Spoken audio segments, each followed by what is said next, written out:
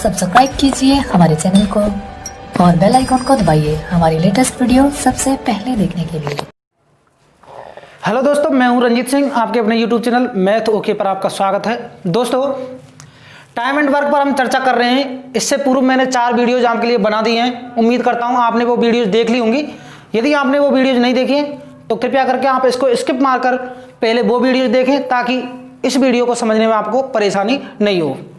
तो दोस्तों, आइए शुरू करते हैं। पहला सवाल है और आज हम इस समय और कार्य जो टॉपिक चल रहा है हमारा, आज उसका हम एंड करने वाले हैं। आज हम 3 या 4 क्वेश्चन लेंगे, वो भी विविध क्वेश्चन लेंगे। और अब तक जितने भी मैंने वीडियो बनाए हैं उनमें लगभग 90 से 95% क्वेश्चन आने की संभावना है और उसी तरीके के सवाल आते रहते हैं। तो दोस्तों देखिए किस तरीका से ये सवाल होता है। पहला सवाल है, यदि 100 व्यक्ति 100 कार्य 100 दिन में करते हैं तो एक व्यक्ति एक काम कितने दिन में करेगा। तो दोस्तों इसका एक सीधा सा फॉर्मूला है और वो है MDH बटे W बराबर MDH बटे W। यहां पर हम पहली स्थिति के लिए 1 लगा देते हैं और दूसरी स्थिति यदि हमें ज्ञात करनी है तो 2 लगा देते हैं। तो दोस्तों इस पर m पर फोकस कीजिए आप। m का मतलब यहां पर मैन से नहीं है, हालांकि आप यहां पर सवाल में आपसे मैन भी पूछा जा सकता है, वुमेन भी पूछा जा सकता है, या बच्चे भी आ सकते हैं, या फिर कोई भी जैसे मशीन है, ट्रैक्टर भी आ सकते हैं। तो यहां पर m से तात्पर्य है कि जो वर्क करने वाला है वो है, इससे मतलब। तो आइए, तो यहां पर m कौन है? व्यक्ति है। यहां पर हो सकता है प्रश्न ये भी पूछा जा सकता है कि यदि 100 ट्रैक्टर 100 खेतों को 100 दिन में जोत सकते हैं तो 50 ट्रैक्टर 50 खेतों को कितने दिन में जोतेंगे। तो ऐसा भी प्रश्न आपसे पूछा जा सकता है। यानी कि एक तरह से इस सवाल से रिलेटेड कोई भी कैसी भी डिजिट बदली जा सकती है, कोई भी मतलब घंटे बदले जा सकते हैं, दिन बदले जा सकते हैं।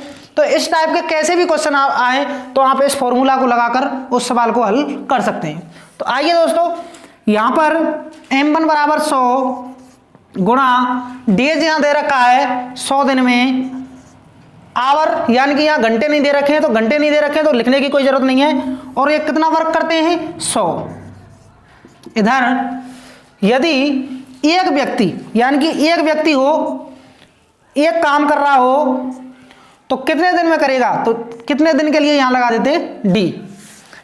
तो दोस्तों 100 से 100 कट गया, यानी कि यहां हो गया 100, इधर D2 बचा, यानी कि दिनों की संख्या आ जाएगी 100।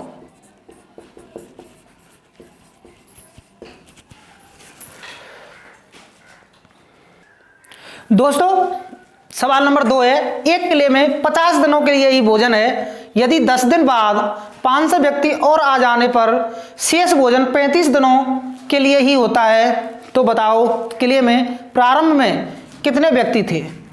तो दोस्तों इसमें प्रारंभ में कितने व्यक्ति थे इसकी संख्या नहीं दी है, तो हम यहां पर x मान लेते हैं। x मान लेते हैं तो x व्यक्तियों के लिए 50 दिनों का भोजन था, तो टोटल कितना भोजन था? 50x। हम प्लेट भी मान सकते हैं या रोटी मान सकते हैं, यानी कि हमारे पास कुल भोजन 50x था। अब 50x भोजन में से यदि 10 दिन बाद 500 व्यक्ति और आ जाते तो 10 दिन बाद 500 व्यक्ति आए तो 10 दिन तक तो उन्होंने भोजन खाया होगा जो पहले थे, यानी कि x व्यक्तियों ने कितने दिन भोजन खाया था? 10 दिन।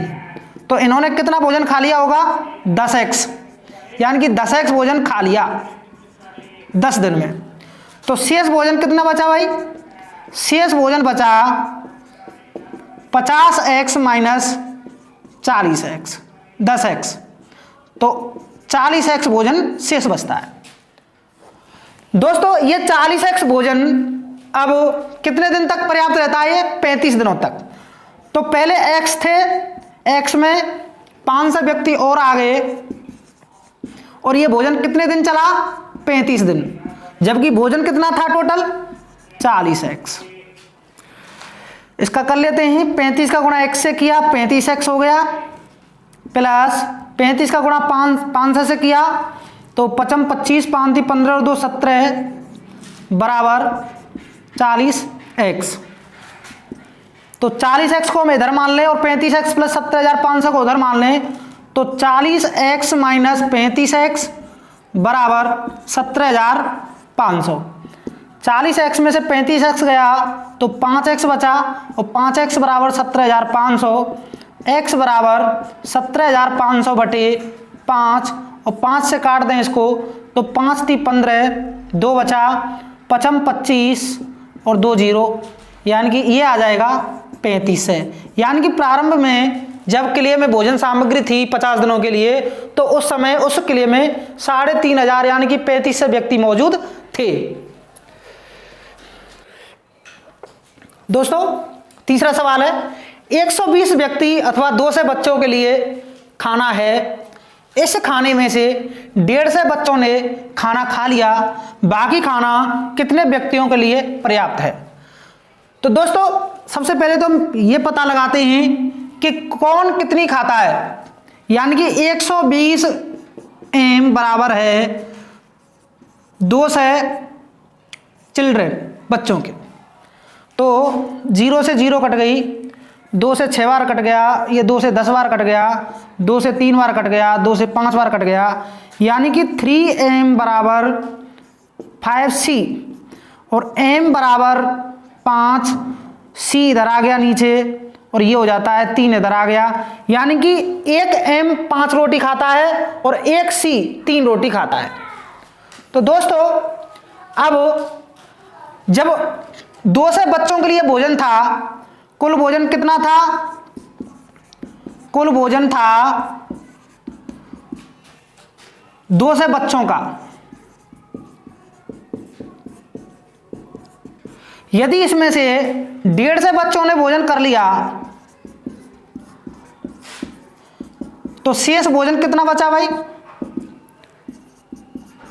शेष बचा 200 माइनस 150, यानी कि 50 बच्चों का भोजन बचा।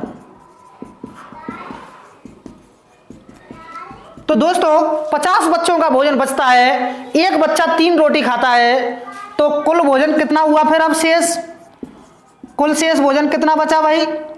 3 × 50, यानी कि 150 रोटी या 150 यूनिट, कुछ भी लगा सकते हैं, 150 प्लेट मान लो। तो कुल जो शेष भोजन है वो 150 है, जबकि एक व्यक्ति कितना भोजन खा रहा है? एक व्यक्ति 5 खा रहा है, यानी कि 5 रोटी एक व्यक्ति खा रहा है। तो व्यक्तियों की संख्या बराबर आ जाएगी 150 बटे 5, यानी कि 30। यानी कि इस भोजन को, जो शेष भोजन है वह है 30 व्यक्तियों के लिए पर्याप्त है। दोस्तों यदि सवाल आपके समझ में आ रहे हैं तो आप लाइक कर दीजिए, और यदि आपने अभी तक मेरा चैनल सब्सक्राइब नहीं किया है तो चैनल को सब्सक्राइब कर दीजिए। आइए दोस्तों सवाल नंबर 4 है, 40 आदमी किसी काम को 30 दिन में करते हैं।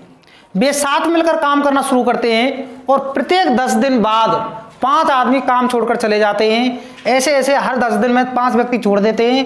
तो इस प्रकार से ज्ञात करो काम कितने समय में पूरा होगा।